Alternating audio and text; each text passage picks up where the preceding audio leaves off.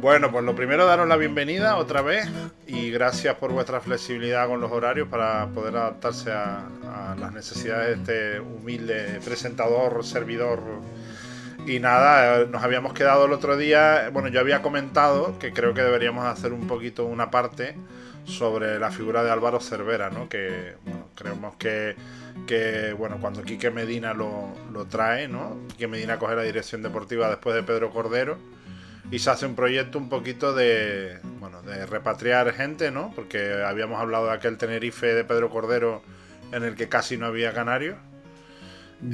Y bueno, empezábamos con la repatriación de gente como Suso, ¿no? Que volvía, y bueno, Álvaro Cervera, que también es una persona que estuvo vinculada en su infancia al Tenerife, ¿no? Y bueno, ¿cómo lo veis vosotros la figura de Álvaro Cervera, ¿no?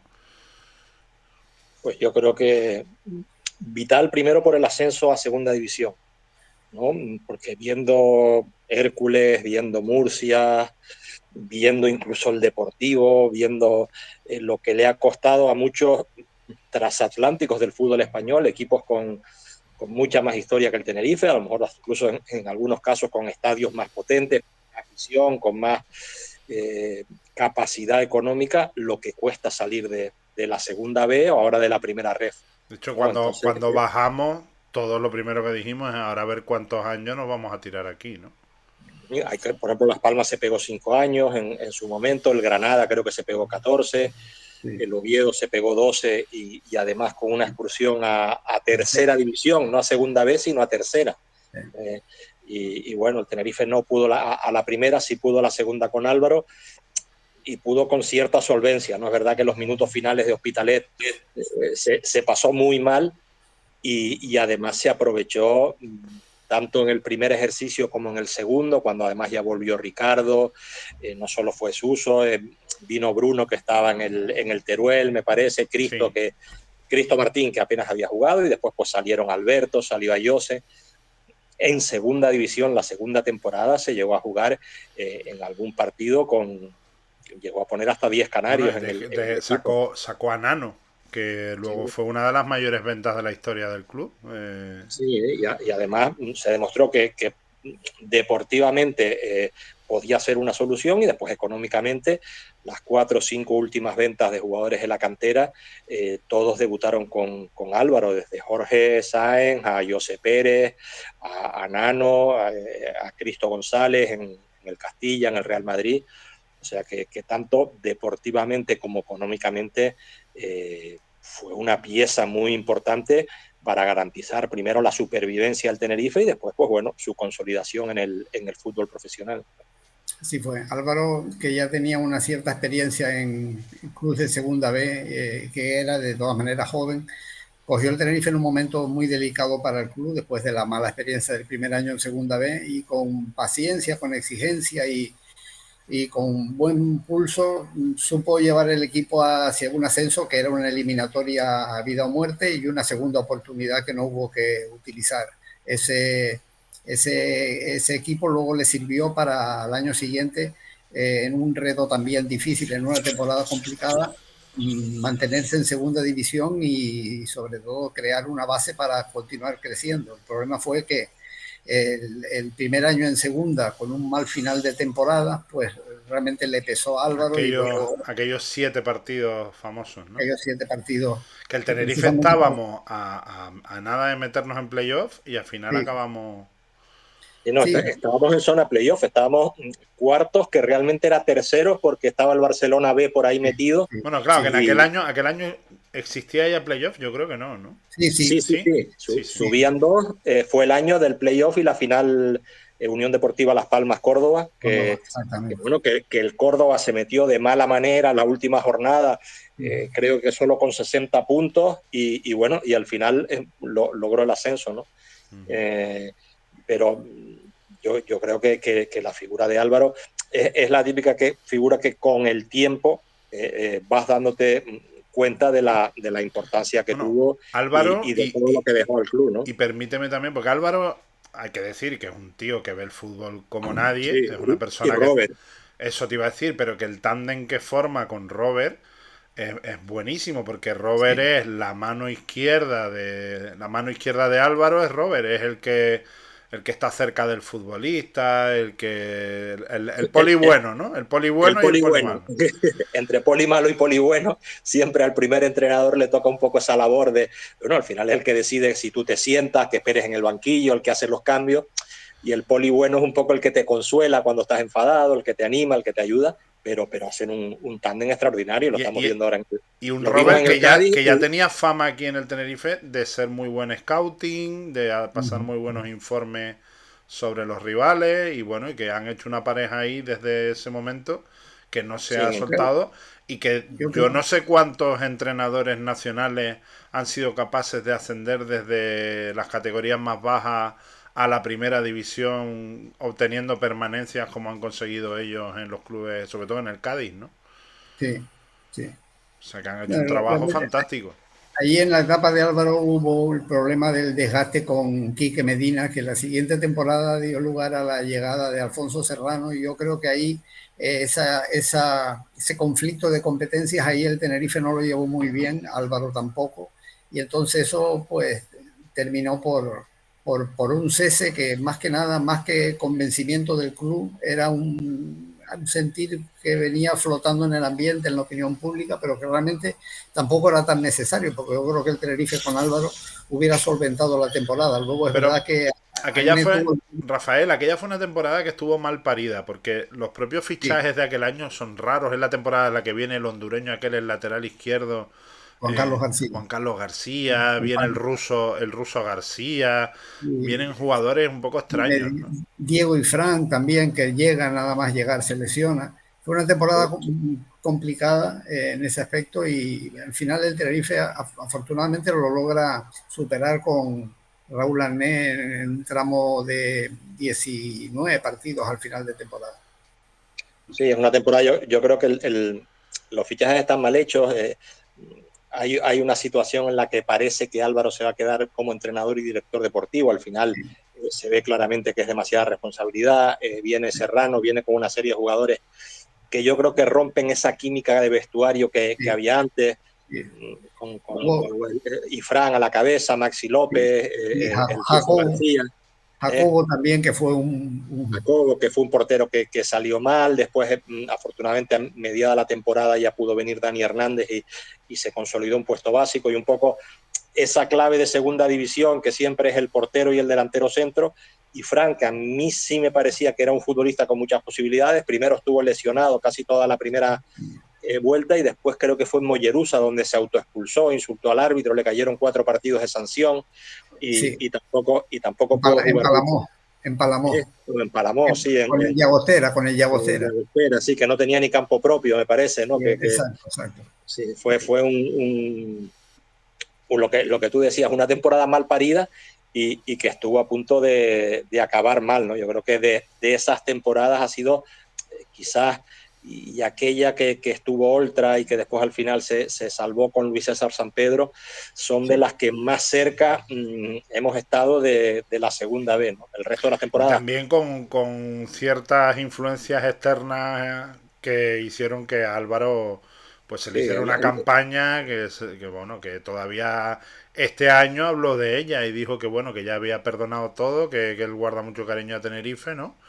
Pero en aquel sí, lo dejó momento en esa entrevista que le hicimos para la serie de vídeos El Centenario de una Pasión, dejó una perla, que fue que en esa guerra al final ganaron los malos, ¿no? sí. Que él por lo menos se va con la satisfacción de haberle dado algo al Tenerife, que aparte de 10 millones de euros en traspasos, es el subir de segunda división B a segunda, ¿no? Algo que... Y estabilizarlo en segunda, Sí, porque no nos olvidemos que algo Álvaro que se va, bueno, pero el sí, Tenerife tiene unos mimbres que subir de primera ref ahora o de segunda B a segunda y mantenerte no es tan sencillo. ¿No? Y Álvaro hay que darle valor por la etapa del posterior en el Cádiz. Él sale, yo creo que muy tocado de cese en el Tenerife y luego tarda un cierto tiempo, más de un año, en coger el Cádiz en una situación límite y lo lleva a segunda división en una promoción. Después lo lleva después de dos, tres intentos a primera división, lo mantiene en primera división. Pierde un playoff contra el Tenerife que no mereció perder. Sí, pero después el Tenerife tampoco mereció perder con el Getafe de Bordalás, ¿no? Y en estas temporadas, digamos, de segunda división, después yo creo que nos ha faltado un poco dar el salto, ¿no? Pero yo sí veo al equipo estabilizado y cuando miras con perspectiva, es verdad que son temporadas, entre comillas, como muy redundantes casi todas, de que empezamos mal, cambiamos de entrenador. Sí, además entrenadores raros, ¿no? Porque Raúl sí. Agné también era otra cosa rara. Hasta que llega un poquito la estabilidad con Martí, ¿no? Que con realmente... Martín, ¿no? Que mejoramos, siempre da la sensación de que podemos llegar a los playoffs y al final nos caemos y acabamos a mitad de tabla. Y las dos temporadas en las que no ha habido, digamos, ese cese a mitad de temporada fueron las de Martí, que al revés, después se consolidó un poco el equipo con Shibasaki, aunque tardó muchísimo en debutar. Y bueno, esa temporada tuvimos la suerte de tener arriba a Lozano y a Mate Ndiaye, que era un futbolista, no olvidemos. Sí. Uy, se nos ha quedado Luis ahí pillado. Sí. A ver, Luis, que se te quedó sin internet. Dijiste que tuvimos la suerte de traer a Mate Ndiaye y al Choco Lozano. Sí, yo creo que esa temporada para mí ha sido la que más cerca hemos estado de la primera división, ¿no? Incluso más cerca que la temporada pasada. A mí en estos 10 años, digamos, de segunda división, de continuidad en segunda división, me sigue doliendo más lo de Getafe que lo de Girona. Yo no sé cómo lo ve Rafael. Sí, realmente, no sé, la temporada de Getafe había más posibilidad de ascenso directo. Luego la temporada pasada yo creo que el nivel de la segunda bajó y el Tenerife lo tuvo bastante a mano. Bueno, siempre fueron dos circunstancias un poco para lamentar, pero bueno, así se escribe esto y no hay más. Pero sin embargo, de los equipos que subieron el año pasado, ahí tienes al Girona, que está para meterse en competiciones europeas. Sí. Que yo cada vez que lo veo donde está y digo, pero si yo estuve en Montilivi hace 6 meses y lo estuvimos ahí, ¿no? Pero sí, bueno, a ver, hemos tenido mala suerte. La verdad que lo de los playoffs no ha sido bonito, porque se ha sufrido mucho y al final para morir en la orilla, en los dos casos, ¿no? Sí. Y yo quería decir una cosa, que es que... pero bueno, en el segundo caso, no sé si a lo mejor por estar más cerca, yo sí vi en toda la isla, no solo en Santa Cruz, sino en toda la isla, una especie de repunte del tinerfeñismo, ¿no? A mí el salir por cualquier casa, en cualquier balcón, ver banderas del Tenerife. Y en el primero también, pues yo me acuerdo de lo del espíritu de los rodeos fue con lo de sí, cuando llegó el equipo por esa sensación de injusticia, ¿no? Porque yo creo que a todos nos invadió. Yo estuve en Getafe, además convencido, me fui con mi pareja para allá, con mi hermano, con mi sobrino, 4 entradas a Getafe, totalmente seguro de que el Tenerife iba a subir. Y esa sensación de injusticia, de que no se jugó al fútbol en la segunda parte, de que... arbitraje nefasto. Sí, Prieto Iglesias, que yo creo que los tinerfeñistas lo tenemos clavado en la memoria, Prieto Iglesias. Y luego... Sí, aquí también yo creo que al Tenerife le pesó un poco.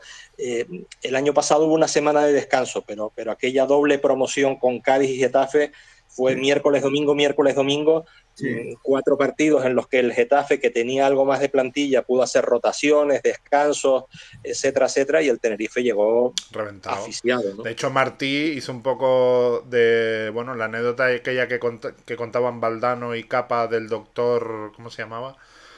Había una anécdota famosa que Valdano y Capa le contaban a los futbolistas del Tenerife, que era la del doctor no sé qué, yo lo tengo por aquí, hay un libro de Ángel Capa donde lo cuenta, el doctor no sé cuánto, no me acuerdo el apellido, lo buscaré, pero era la anécdota del doctor que regresaba a casa después de trabajar, reventado, cansado, hecho polvo, iba a subir a la 8ª planta, que era donde vivía, el ascensor no funcionaba, ¿no? Sube por la escalera y llega a casa, están muertos, se tumban en el ascensor, está en su casa con sus 3 hijos y de repente escucha ¡fuego!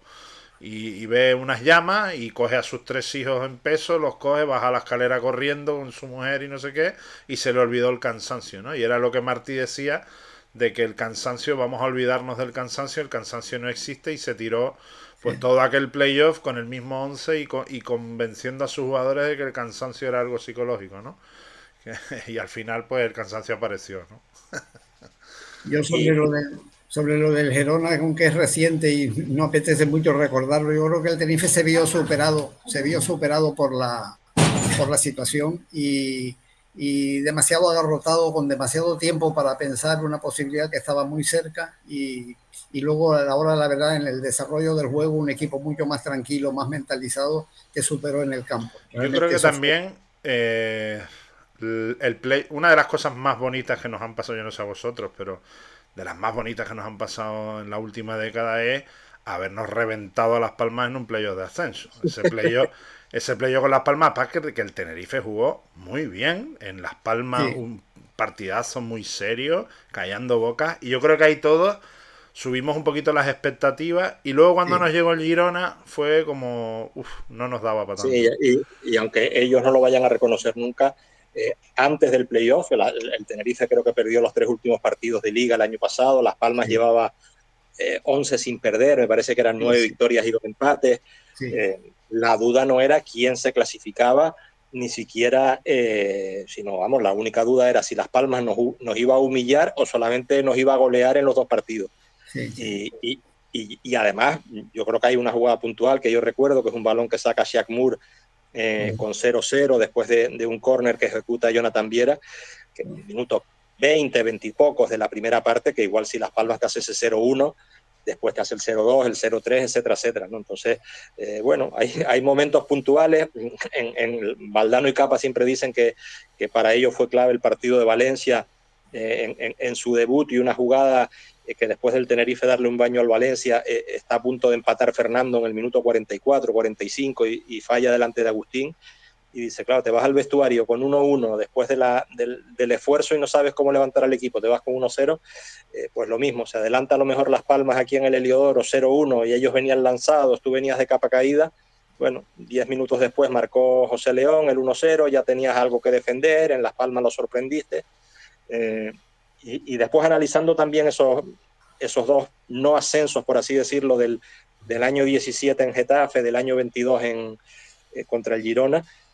Después yo creo que en la temporada siguiente, o aunque no fuera buena, yo insisto, yo creo que en la 17-18 el Tenerife tenía mejor equipo, Mejor equipo. mejor plantilla que la que estuvo a punto de ascender en Getafe, pero es que se lesionó Longo, se lesionó Malbasic, se lesionó, bueno, Juan Villar estuvo todo el año lesionado, después se lesionó Aitor San la recta final, tuvo mucha, mucha mala suerte, y yo creo que esta temporada, yo juraría, yo creo que tiene plantilla más amplia incluso que la temporada pasada. Quizás lo estamos viendo ahora en las últimas semanas, ¿no? Sí.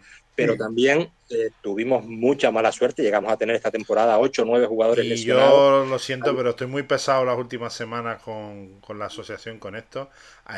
Al Tenerife este año le han robado a mano armada a los árbitros. Como yo no recuerdo un año en todos los años que llevo yo de tinerfeñista, a mí me sale en la cuenta de más de 17 puntos que le han quitado al Tenerife. Sí, Sí. sí, sobre todo en esta segunda, el de Granada fue doloroso, Santander. porque es un golazo. El gol anulado a Enrique Gallego en Santander, lo puedes mirar por la derecha, por la izquierda, por el norte o por el sur, y no hay falta nunca.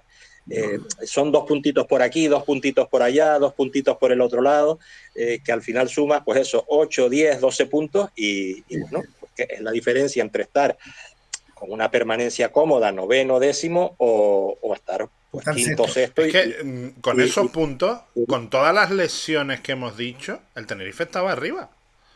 sí, Sí. sí, sí, con las lesiones, le costó arrancar también, tuvo momentos en la temporada. Yo creo también que en esas 2 temporadas ha habido una especie de salto. Con Martí teníamos muy claro lo que queríamos jugar y llegamos al playoff, y cuando tenías mucha mejor plantilla, porque tenías a Longo, a Malbasic, a Juan Carlos Real, a Juan Villar, que Sí, tenías Un a equipazo. Sadesú. un equipo, Víctor Casadesús, si tenías un potencial ofensivo, quisiste jugar a otra cosa y en la transición no te fue bien. Y yo creo que esta temporada pasó lo mismo un poco en la primera vuelta. El Tenerife de la temporada pasada, ese equipo reconocible que le costaba muchísimo que le llegaran, que apenas le hacían goles sólidos, intentó jugar a otra cosa en este inicio de temporada, pues porque además tenía jugadores para hacerlo, tenía mucha mejor plantilla, y en esa transición creo que se nos fueron 2 o 3 meses, que son los que, bueno, pues al final has echado de menos, se nos está quedando hasta corta la temporada. Sí. Yo quería haceros una reflexión un poco ya, porque bueno, probablemente, yo no sé, yo creo que hoy será el último capítulo, porque con el capítulo de hoy cerramos estos 100 años que hemos repasado de historia del Tenerife. Y bueno, yo quiero acordarme de Miguel Concepción, que creo que es un presidente que en general ha sido bastante maltratado por la prensa, por la gente, y para mí ha sido una figura clave en salvar al Tenerife. Cogió un club con 60 millones de euros de deuda que nadie lo quería y ha dejado un club. Yo decía que en los 100 años de historia del Tenerife no existe ningún presidente que en su mandato haya generado más de 30 millones de euros para la institución. Y no era un presidente de un perfil alto, un presidente de un perfil bajo, pero por ejemplo hay cosas en la estadística de Miguel Concepción que yo quiero rescatar. Todo el mundo le critica porque dice que ha cesado a entrenadores, ha cesado a Cervera, ¿no? Pero sin embargo, si tú miras los datos históricos del Club Deportivo Tenerife, en la lista de los 10 entrenadores que más partidos han estado al frente del Club Deportivo Tenerife tenemos José Luis Oltra, que lo pone Concepción, tenemos a Álvaro Cervera, que lo pone Concepción, tenemos a Martí, que lo pone Concepción, y ahora tenemos a Luis Miguel Rami, que lo pone Concepción. Quiero decir que también ha tenido paciencia con entrenadores a los que se les ha renovado y se les ha dado un año tras otro, tras otro y tras otro, ¿no? Sí. Sí, yo creo que el número ese tan alto de entrenadores aparece en 2 temporadas. El descenso a segunda B, que hay 5 entrenadores, y después alguna temporada también que hemos tenido triple cambio, la que empieza me parece Echeverría, después está Oltra, después está San Pedro. Pero sí, yo creo que va a ser también un poco, y en esto Rafael, que lleva más tiempo, cuando pasen los años, incluso entiendes a otro presidente que también fue muy criticado en su momento, como fue José López Gómez.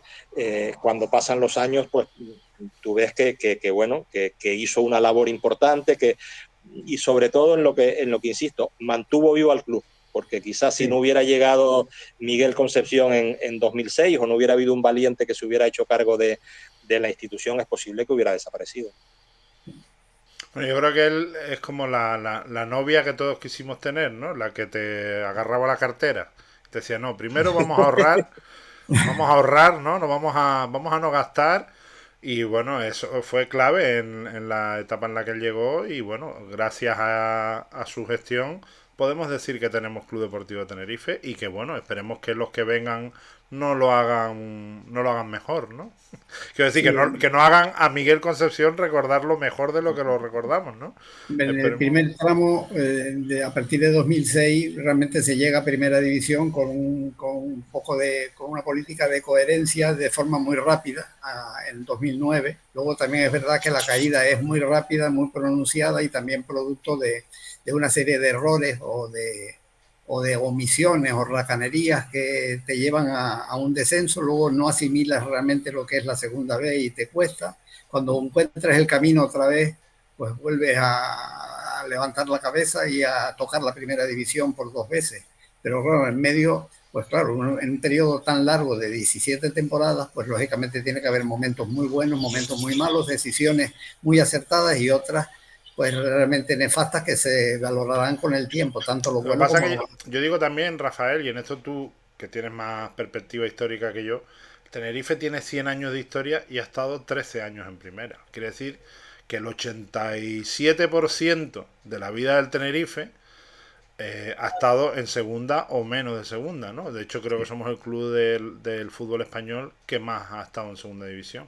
Entonces, realmente, no sé hasta qué punto los aficionados al Tenerife podemos exigir la primera división, ¿no? No sé cómo lo veis. No, realmente esta exigencia que se vive ahora es un poquito irreal, porque el Tenerife siempre ha sido un equipo de segunda y es verdad que tuvo una década en primera, pero realmente es un equipo de segunda y tal como está el fútbol profesional, pues estar en segunda división ya lo querrían Córdoba, Coruña, Castellón, un montón de equipos.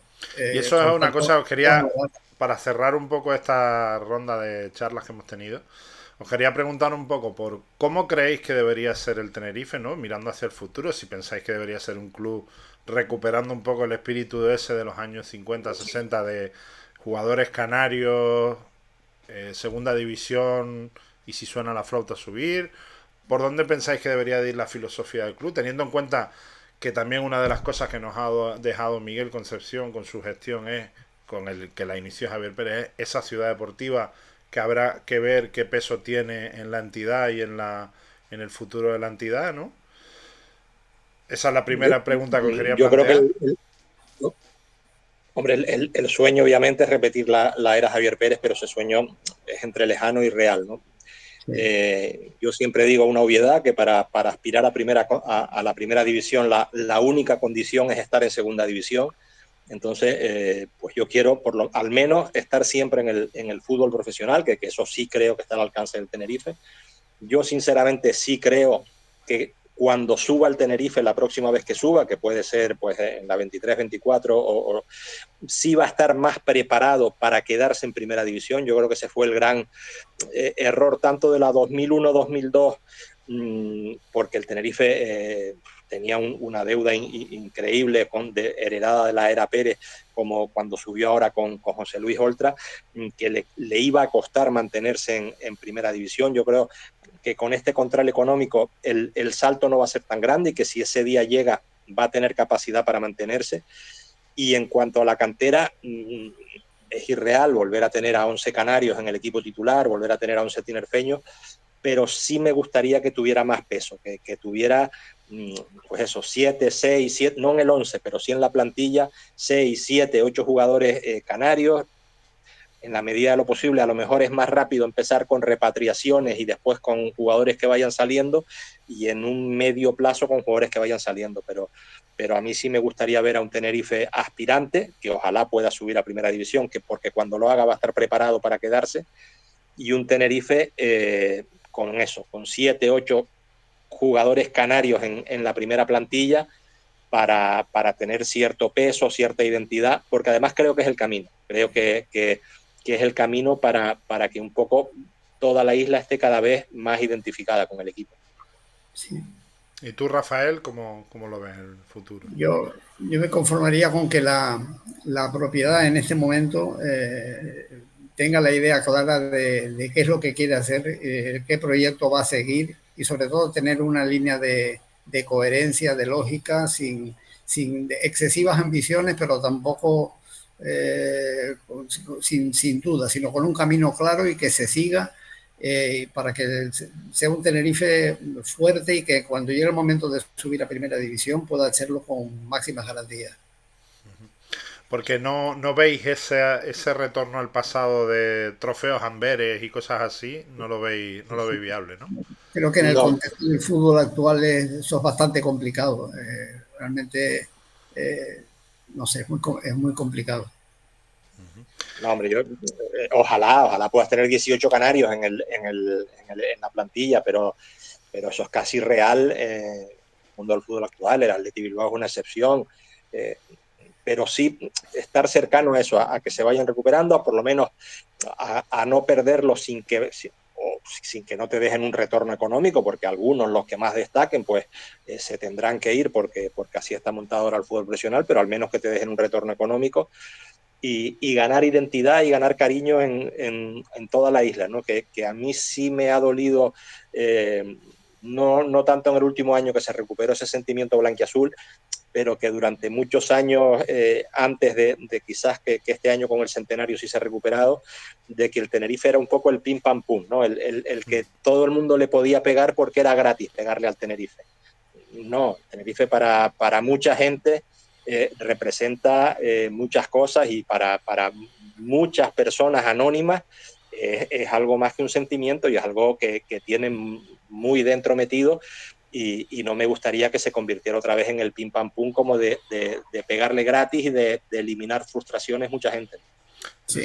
En ese sentido me gustó mucho la presentación que hizo ayer Paulino Rivero en el acto del foro Ángel Arocha, porque habló precisamente de la importancia de eventos como el foro Ángel Arocha, ¿no? El hacer pedagogía de la historia del Tenerife, acercar el Tenerife y sus acontecimientos importantes a la gente, a las nuevas generaciones, que se adhieran un poco a ese sentimiento de lo que es el Tenerife. Y yo creo que eso es algo en lo que tiene que trabajar mucho el Tenerife y que a lo mejor en estos 100 años no se ha trabajado prácticamente en absoluto en esas cosas. Pero, ¿no?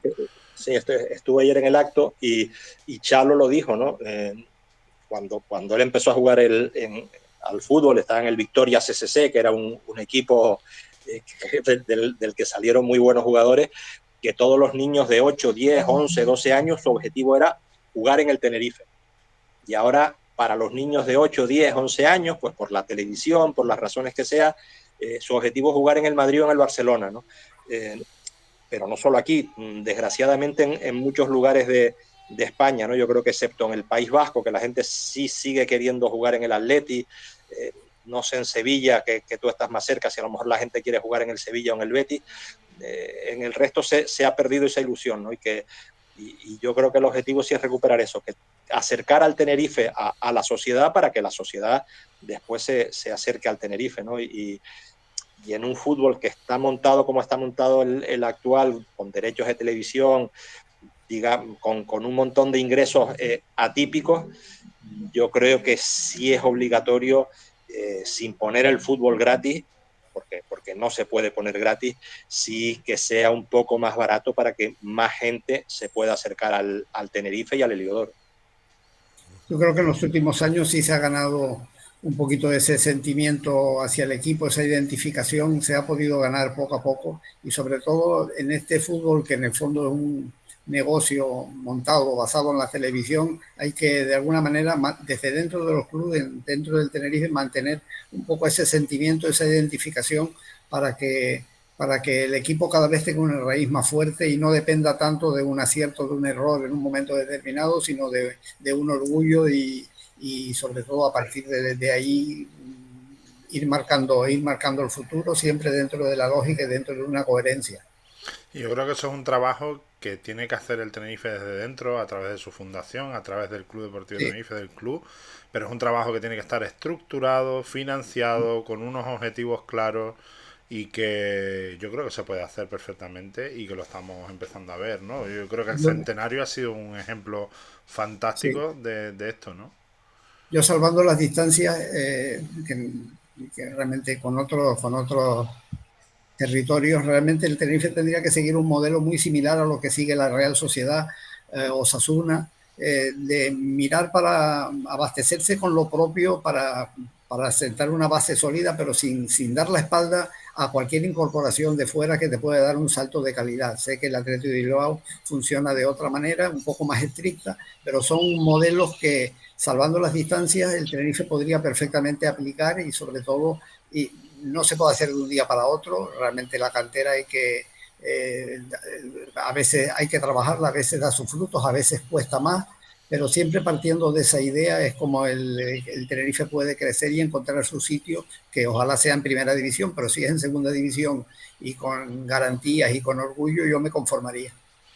Sí, lo que pasa sí, yo creo que la clave, un poco en ese modelo, entre comillas, mixto que dice Rafael, ¿no? Lo ideal es lo del Atleti, eso es inviable, eso es imposible, eso es una excepción, pero no solo a nivel español, a nivel mundial. Pero sí ese modelo mixto Real Sociedad, ese modelo mixto Osasuna, que tienen unas instalaciones maravillosas y que llevan trabajando ese modelo durante años, pero tienen bueno, convenios, tienen convenios con, no sé si son, con todos los equipos de Guipúzcoa, claro, con todos los equipos de... pero que sí, que en la plantilla haya 12, 13, 14 jugadores, digamos, de la tierra salidos y después 6, 7, 8, 9 jugadores que vengan de fuera, que te marquen diferencias. Era un poco lo que explicaba precisamente ayer en el foro Arocha dedicado a Rommel, explicaba José Antonio Barrios, el Tigre Barrios, que cuando llegó bueno, pues la nueva junta directiva, la alternativa azul y blanca en aquel momento, en 1986, con Barrios como delegado, secretario técnico, vicepresidente, hacía de Por, todo por un poco. cierto, me pareció impresionante la intervención de José Antonio Barrios ayer. Cuando le salió del alma ese... Coño, ya está bien, pero después... Y todavía seguimos que si lo de fuera es mejor...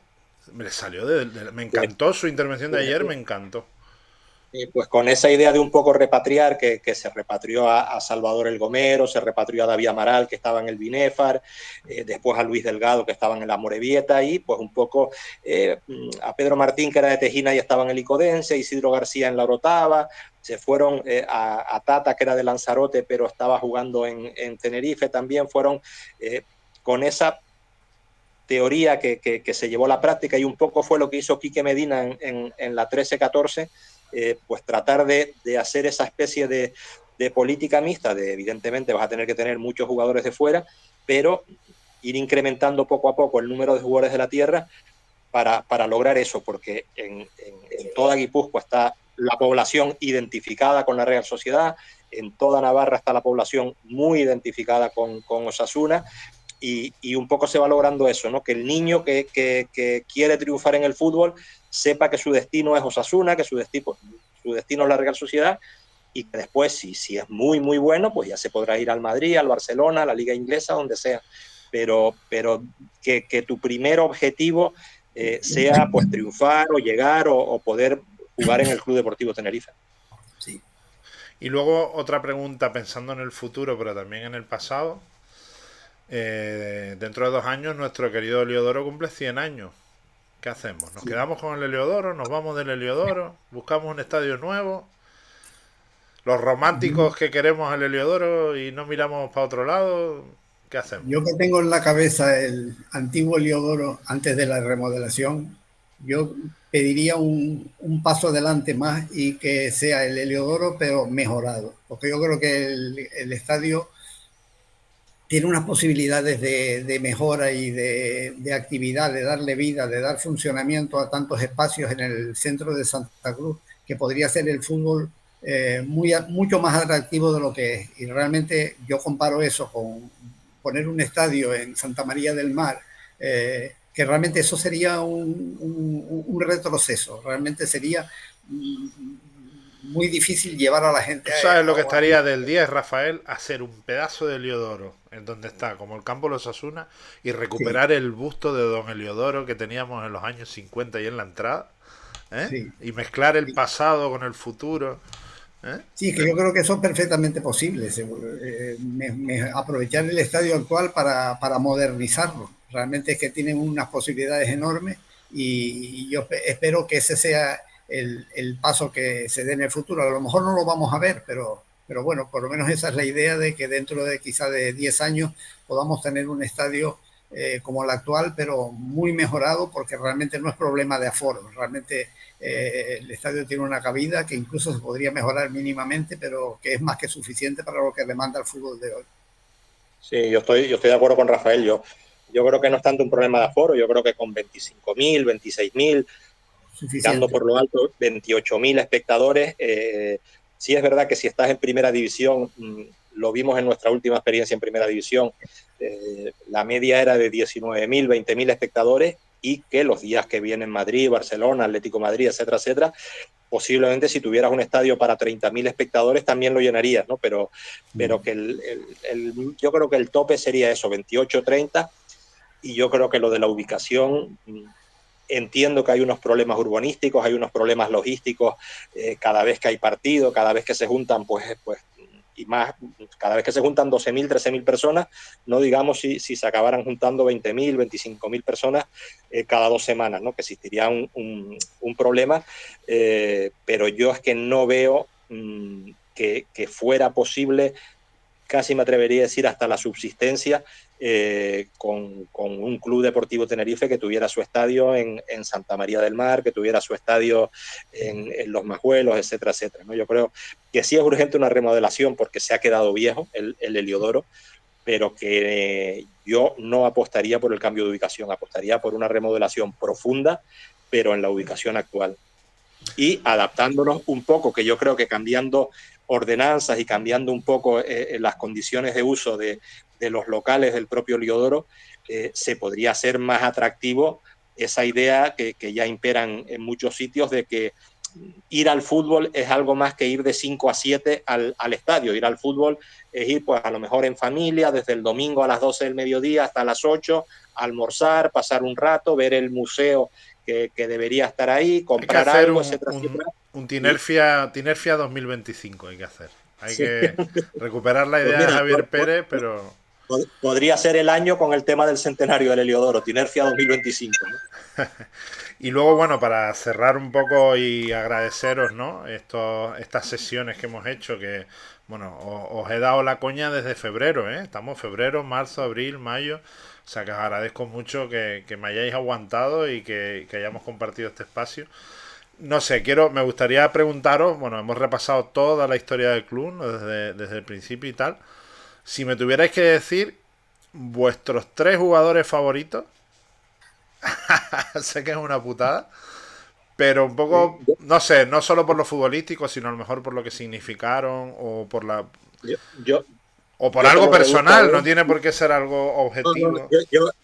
Yo te lo reduzco a dos y con una base para que nadie se enfade. Para mí el mejor futbolista de la historia del Sevilla no es Maradona. O sea, Maradona jugó en el Sevilla y Maradona posiblemente sea pero para mí es mejor aquel futbolista que le ha aportado más al equipo, ¿no? Entonces, de la época antigua me quedaría con Bernardino Semán, sabiendo que Arocha pues jugó en el Barcelona y triunfó, sabiendo que Arencibia pues fue internacional en el Atlético de Madrid, pero por el hecho de que Bernardino Semán estuvo pues 12, 13, 14 temporadas en el Tenerife. Y de la época moderna, aunque hay muchos, me quedaría pues a lo mejor con el que ofreció un gran rendimiento durante más tiempo que Felipe Miñambres, ¿no? Con independencia de que pudiera haber otros que a lo mejor alcanzaron picos en Tenerife o fuera de Tenerife de mayor nivel, ¿no? Por eso me quedo más con aquellos que más le dieron al Tenerife, que fueron Bernardino Semán en la época antigua y Felipe Miñambres en la época moderna. Yo a partir de los 60, que más o menos tiene uno la experiencia de 60 años, realmente hay un jugador que tiene uno la cabeza por encima de todo, que es la figura simbólica de Rommel, que supuso el cambio de un poco de las penurias pasadas a la grandeza futura. La realidad es que Rommel estuvo en el Tenerife 3 temporadas solo, pero realmente fue muy importante porque simboliza el cambio a mejor.